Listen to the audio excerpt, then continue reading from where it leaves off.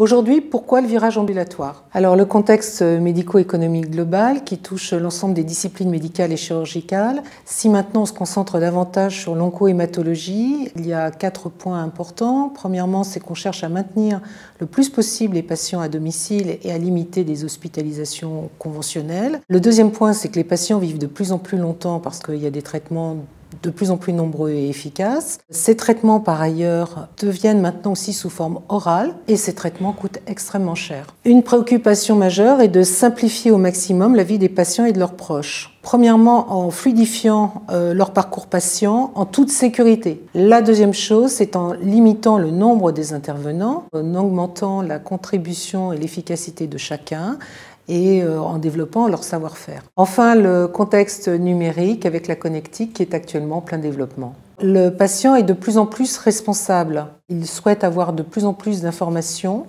Il souhaite être acteur de ses soins en communiquant de plus en plus avec son médecin, mais il doit le faire aussi dans le respect du médecin qui décide de ses soins et dans le respect des décisions médicales qui sont prises. Le patient doit avoir un accès rapide, facilité et adapté avec son médecin responsable de ses soins, qu'il connaît bien et qui connaît bien son dossier médical. Le patient doit être détenteur de son dossier médical. C'est lui qui doit décider qui a accès à son dossier médical. Le patient est autonome en ville, donc il faut absolument limiter le nombre d'intervenants pour qu'il puisse disposer au mieux de sa vie et vivre le plus normalement possible. La deuxième chose, c'est que le patient doit avoir un accès facilité à son équipe soignante hospitalière.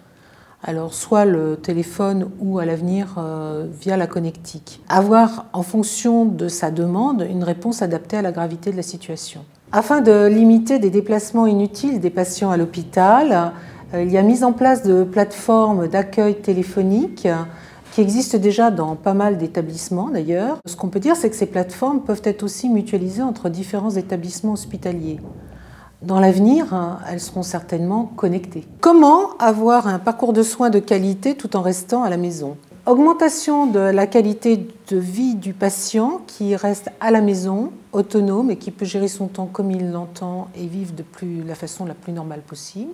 Le patient sera traité en toute sécurité puisqu'il y aura une articulation facilitée entre les acteurs de soins de ville et les acteurs de soins hospitaliers. Enfin, diminution des coûts de santé.